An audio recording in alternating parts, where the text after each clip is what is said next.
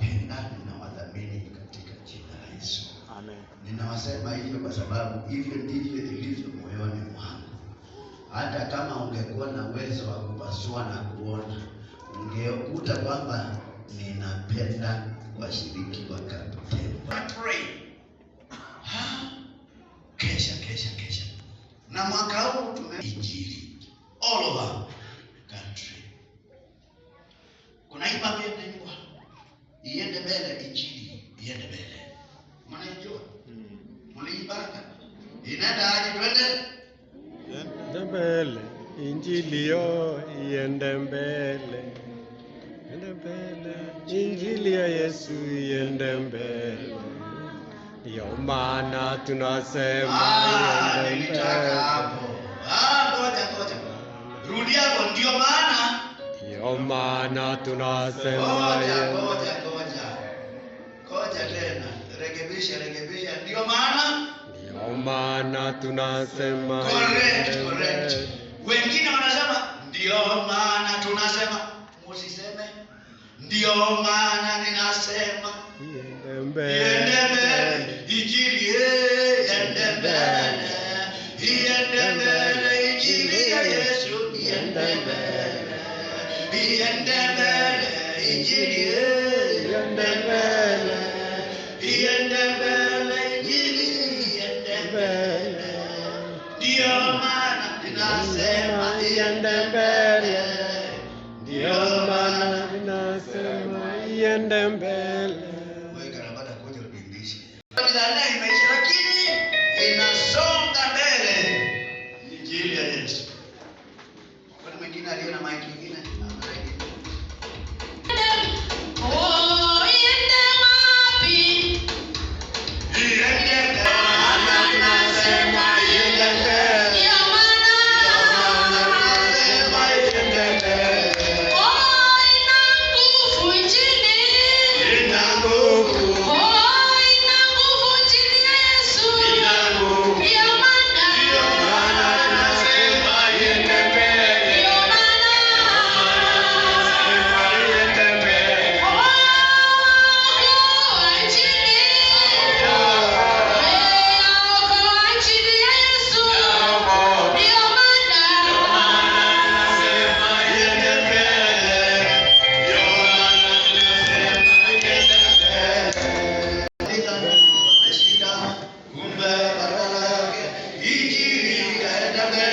Walipomua Yesu walidhani wameshinda, kumbe badala yake injili ikaenda mbele. Na walipomua Yesu walidhani wameshinda, kumbe badala yake injili ikaenda mbele.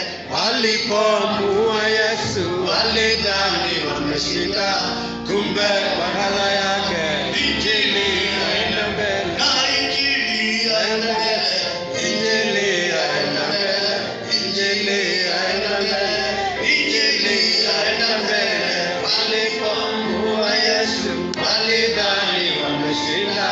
Kumbe badala yake injili ikaenda mbele. Na basi alipofufuka alienda mlimani pale Galilaya, hakutana na wanafunzi wake kama alivyokuwa amewatangazia kwamba Yesu amefika wakati mwana wa Mungu atashikwa, atauawa, hatazikwa, lakini siku ya tatu hatafufuka. Na hivyo basi Mathayo 28 mstari wa 16, na wale wanafunzi 11 wakaenda Galilaya mpaka mlima aliyowaagiza Yesu. Na walipomuona walimshuhudia, lakini baadhi yao waliona shaka. Yesu akaja kwao akasema nao akawaambia, nimepewa mamlaka yote mbinguni na duniani. Basi enendeni mkawafanya mataifa yote kuwa wanafunzi, mkiwabatiza kwa jina la Baba na la Mwana na Roho Mtakatifu, na kuwafundisha kuyashika yote niliyoamuru nyinyi. Na tazama, mimi nipo pamoja nanyi siku zote hata ukamilifu wa dahari. Ninaposoma kifungu hiki, kuna kweli ambazo zinajitokeza. some facts ambazo zinajitokeza. Kwanza, this is the last chapter in the book of Matthew. Yani ndio chapter cha mwisho katika kitabu cha Mathayo. Number 2.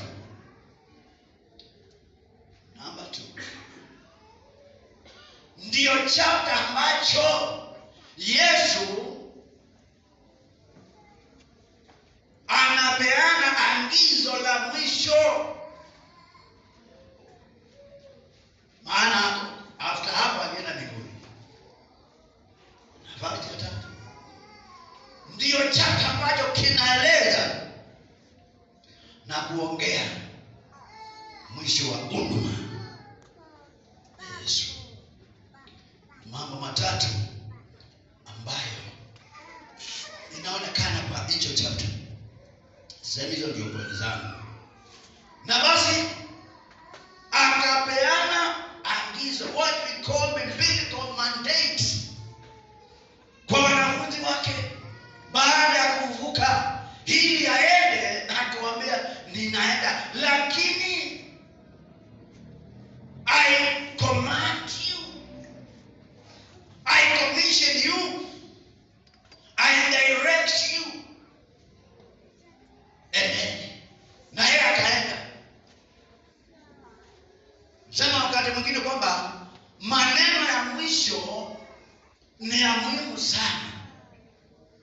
Maneno ya mwisho kwa mtu ambaye amesema na kwenda ni maneno ya muhimu mno.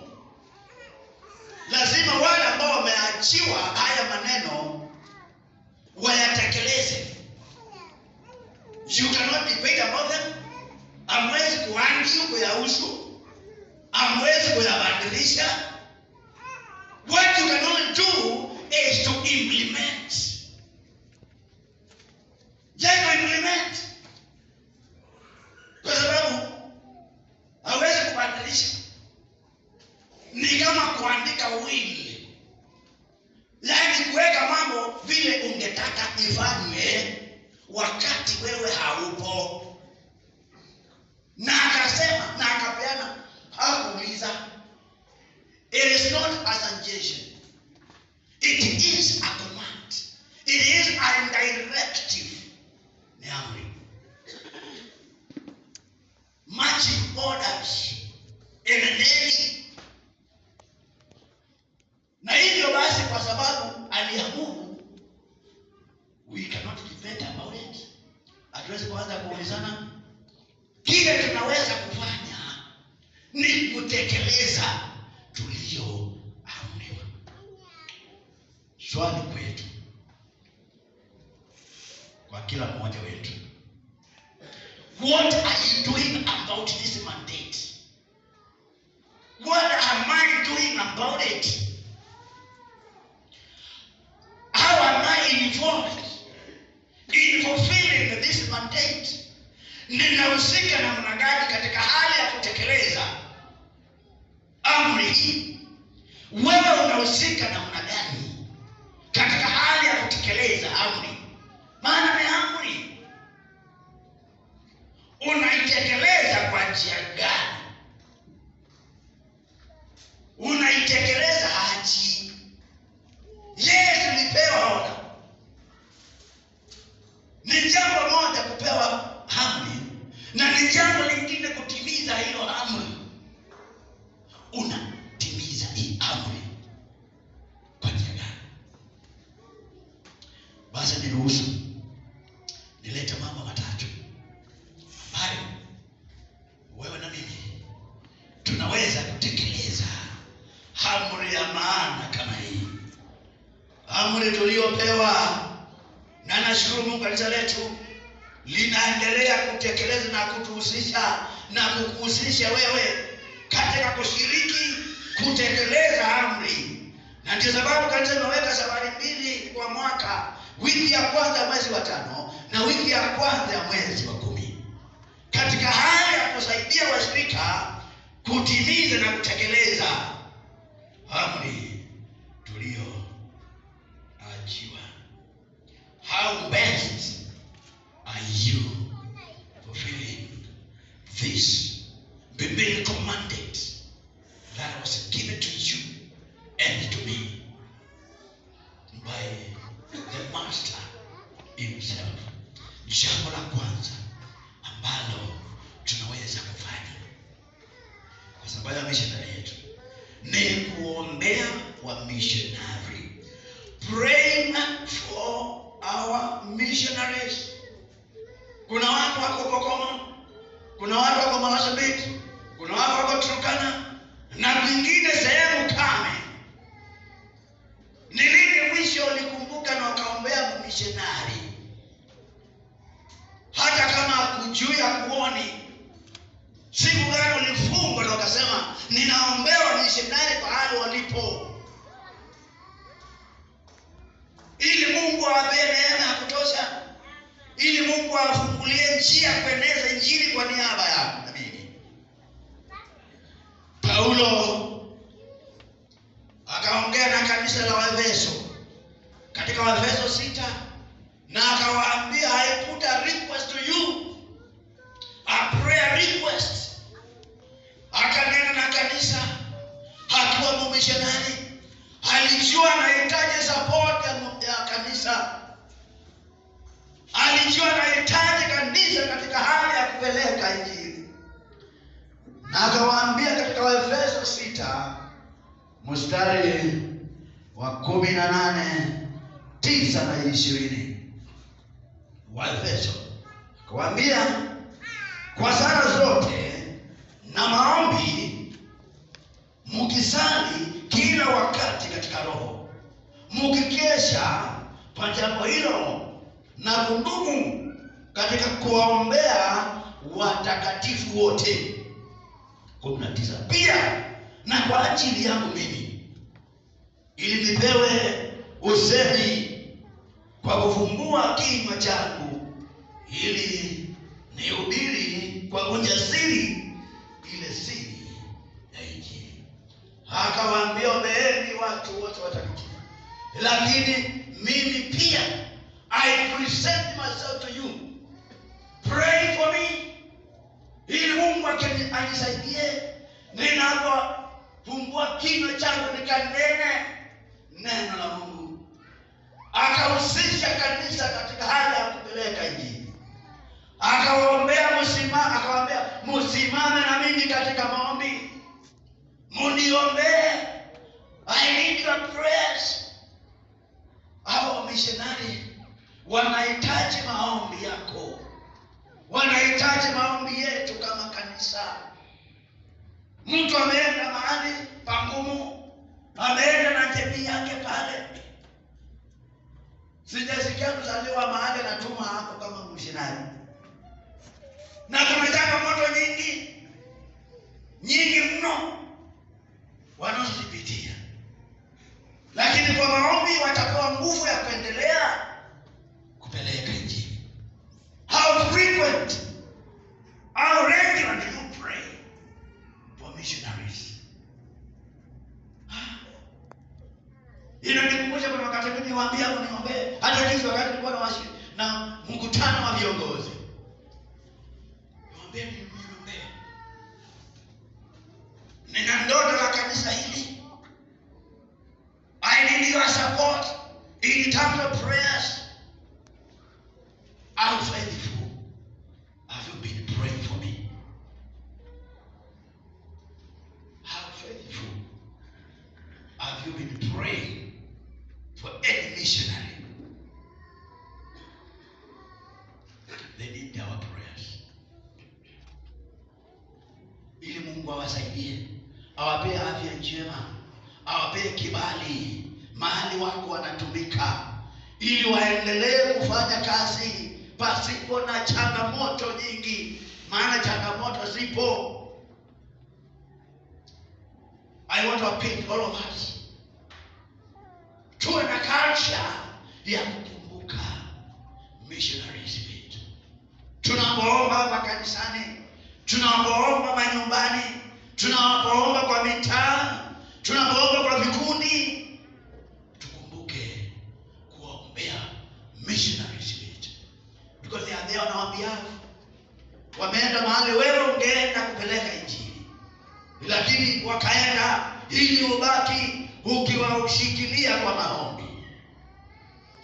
Mungu akusaidie, Mungu anisaidie, tukasupport kazi ya kupeleka injili kupitia kuombea wamishonari.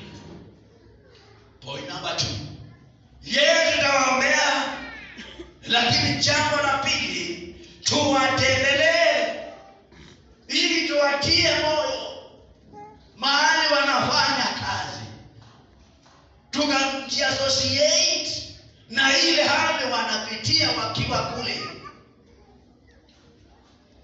Katika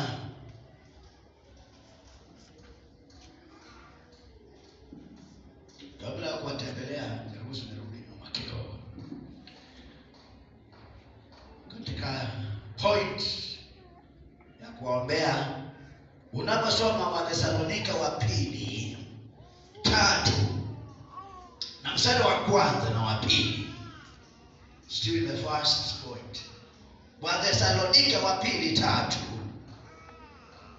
mstari wa 1 na wa 2. Wa kwanza nasema, hatimaye ndugu, tuombeeni neno la Bwana liendelee na kutukuzwa vile vile kama ilivyo kwenu. Paulo anaongea na kanisa, ametoka ya Waefeso, anaongea na kanisa la Wathesalonike. Anawaambia, nyinyi mumebahatika, mumesikia neno vizuri, muko sawa, lakini hili neno linatakikana mwingine. Na nawaambia, ndugu, pray for us, tuombeeni ili neno la Bwana liendelee na kutukuzwa vile vile kama ilivyo kwenu. Inawaambia kuna sehemu nyingi zinahitaji neno, na kwa maombi litafika kule, kwa maombi mambo itafanyika. He is still appealing to a church like AC Kaptema. Memaliza na Waefeso, sasa hako huko Thessalonike, anaongea na kanisa la kule. Sasa unaona umuhimu wa kanisa kusimama na wamishonari katika kazi yao. Very important. And then number 2, kuwatembelea. Soma nami Wafilipi 4 na mstari wa 18. Hii ni kanisa lingine, ni la 3 sasa. Natoka kwa Waefeso, Wathesalonike na sasa ni Wafilipi. Mstari wa Philippians chapter 4 verse number 18. Sema, lakini ninavyo vitu vyote na kuzidi, tena zimejaa tele. Nimepokea kwa mkono wa Epafrodito vitu vile vilivyotoka kwenu, harufu ya manukato, sadaka ya kibali, yenye kibali impendezayo. Kanisa la Wafilipi likakusanyikana, sema, tuna ndugu wako kule jela kwa sababu ya kueneza injili. Tutume mtu aende kule, kwanza amjulie hali na ampelekee vipawa ambavyo tumetoa. Yeye wakatuma mtu aende amtembelee na amtie nguvu katika hali ngumu aliyokuwa akipitia. Ako mishonari, ameshikwa pasipo na hatia, it's not a criminal, lakini kanisa limetuma mtu kwenda kumtembelea. Unafikiri Paulo alisikia namna gani wakati Mungu anamwambia, pokea salamu za kanisa la Wafilipi, wamenituma nikujulie hali, nikuje nijue vile unaendelea, changamoto unazozipitia, na wameleta hizi vipawa nikuletee. Lazima nifurahi, lazima alisikia nguvu, akaona he is not alone. Akaona kanisa behind him, na lazima alisikia nguvu za kuendelea mbele, hata kama kuna ungumu mwingi namna gani, because he has a lot of support from this church. Nikiuliza ni wangapi hapa wamewahi kutembelea missionary? Sitaki kuibuka. Ni wangapi? Madam Dad, it's not one not rice. Lakini wangapi? Ninataka kuamini kwamba tumekuwa ya kutosha. Tumefikia kiwango ya kutosha ya kufunga safari na kwenda kutembelea missionary, ama kuita mmoja kuja kwa mwaliko wa kanisa akuje Kaptembwa. Bwana Yesu asifiwe. Amen. And I want to give an undertaking this time round. Tunakutembelea hapa, tumekuita tukutembelea hapa kanisani. Wangapi wamesema tuite missionary? Wote. Ama twende mahali hapo?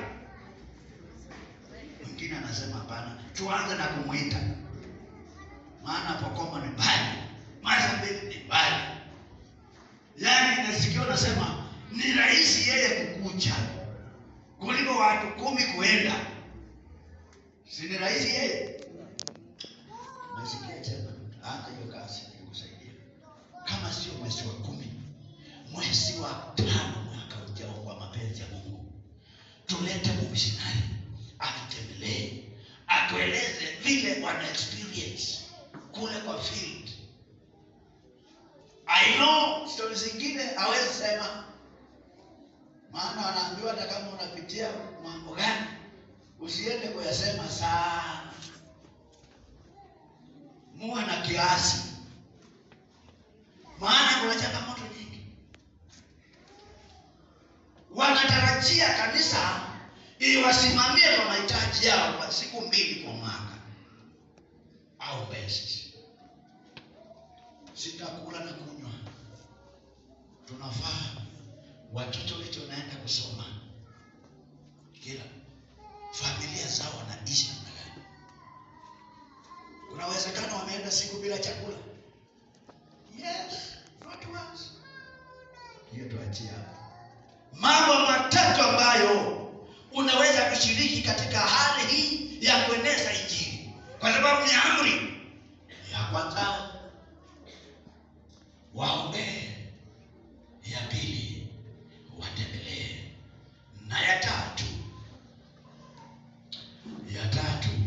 toa kwa ajili ya missionary. Give to support the missionaries. Giving to support the missionaries. Praying for them, visiting them, giving for them. Wafilipi 4 mstari wa 15 na 16. Paulo anashukuru hili kanisa la Wafilipi. Anawaambia, nyinyi pia wenyewe mnajua, enyi Wafilipi, ya kuwa katika mwanzo wa Injili nilipotoka Makedonia, hakuna kanisa lingine liloshirikiana nami katika habari hii ya kutoa na kupokea, ila nyinyi peke yenu. 16. Kwa kuwa hata huko Thessalonike mliniletea msaada kwa mahitaji yao, wala si mara moja. Yaani Paulo anatoa ushuhuda kwa furaha. Anasema yes, nyinyi kanisa wa Filipi, wakati nilienda Thessalonike mlienda nami, wakati nilikuwa mlitembea nami. Yaani mliniwezesha, mlituma misaada, ikafanya kazi kwangu iwe rahisi. Walisimama na yeye, walitoa misaada kusimama na yeye katika hali yake ya kueneza injili. Ingawa hata wao walihesabiwa kama kuhubiri pamoja na yeye, maana msaada wao ulifanya asonge mbele na kuhubiri.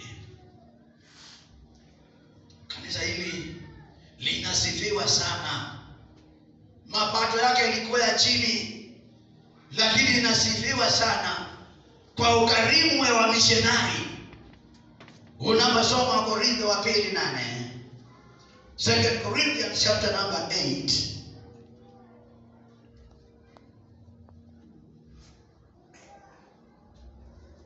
linasifiwa sana. Hii haya makanisa ya Makedonia, Paulo akiongea na Korintho, kanisa kubwa mno, anawaambia hivi katika Korintho wa pili 8 mstari wa kwanza: tena ndugu zetu, twawaarifu habari ya neema ya Mungu waliopewa makanisa ya Makedonia. Maana walipokuwa wakijaribiwa kwa dhiki nyingi, wingi wa furaha yao na umasikini wao uliokuwa mwingi ulioongoza utajiri wa ukarimu wao. Maana nawashuhudia kwamba kwa uweza wao na zaidi ya uweza wao, kwa hiari yao wenyewe walitoa vitu vyao. Kanisa ambalo halikuwa na mapato, lakini katika kiwango chao huenda kwa macho kilionekana ni cha chini, lakini kwa sababu walitoa na uwezo wao, ndio tunaandikiwa tusome, ili tujue it is not about how much we give, it is about our ability to give the little that we have. Wanasifiwa, wanaambiwa makanisa ni madogo, kanisa ndogo, lakini walisimama na sisi katika kueneza Injili. Maana tulipokuwa tukienda, walitembea, walitutumanishia vitu, hatukupungukiwa. How much do you stand with missionaries kwa mwaka? Unamfanyia shopping ambayo anaweza kutumia na familia yake siku ngapi kwa mwaka? Tuna siku mbili tu. Enda kwa duka ununulie kwa missionary. Leo hii ukienda kwa duka mwenyewe, ingia na 1,000, unatoka na vitu natoshana aje? Zile vitu tunazobeba na karatasi kidogo. Na ujue ana familia, ana mke na watoto 3. Enda supermarket sasa, umfanye shopping, umtembelee, maana kile tunafanya leo kitamfikia. How much, how best are you supporting missionaries? Anaweza kuwa kujua, lakini Mungu anakujua. Mungu ananijua. Si lazima nijulikane mmissionari, ninajulikana Mungu na mtumikia. Nieneze Injili kupitia kuombea missionari, kumtembelea na kutoa mali yangu, ili akiwa mahali yeye yupo, he can comfortably propagate the gospel. Umewahi kusikia kuna missionari amechukua jembe na kwenda kwa shamba? Yes. Maana kama hakuna chakula hatafanya nini? Mama anataka chakula, watoto wanataka chakula, ataweka jembe akatafuta kibarua ili alishe jamii. Na mimi niko hapa na wewe uko hapa. Aache ile kazi ameendea, akafanya kibarua ili alishe jamii.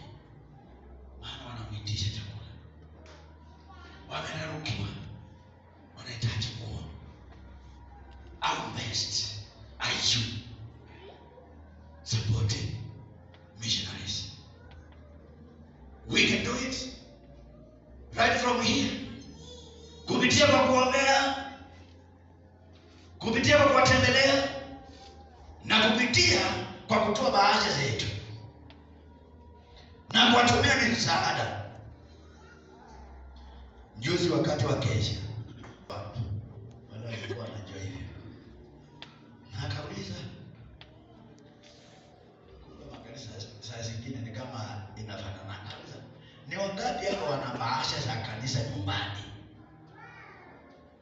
hii mambo ya bahasha ya fungu la 10. Na wakaenda kaweka nyumbani. Moja wao kurudisha. Mbona hivi? Akauliza sijui ulichukua onekana umechukua hapo. Akasema kuna Wakristo wana mabahasha nyingi nyumbani za kanisa. Hebu angalia kwako. Na hiyo bahasha inafanya nini? Iko kwako. Ilikuwa kazi gani? Na kwa nini? Unaweza kuona bahasha iko nyumbani. Ilikuwa ya aina hii. Lakini ulichukua na ukaiweka. Na nzuri. Ikiwa ni lengo fulani kutimiza lengo hilo. Tuna bahasha ya kusimama na wa missionaries wherever they are. Wengine wako Sudan, nje ya nchi. Na wanategemea Wakristo wa Kenya wa AIC. Si kama zamani kulikuwa na missionaries wanasupport. It is you and me. Ili nihesabiwe kuhusika na kupeleka injili. Mungu akusaidie na Mungu anisaidie ili nijicommit kwa kuombea huyu missionary. Na sisi kama kanisa we need an opportunity ya kuleta missionary hapa. Na tutatangaza. Na ya tatu, kutoa mali yetu kupeleka injili mbele. Si yetu, ni Mungu ametupea. Na ni mzuri ikimtumikia through supporting missionaries. Baba na Mungu wetu, katika jina la Yesu, umetuita tukaeneze injili. Yesu atupea amri. Tusaidie.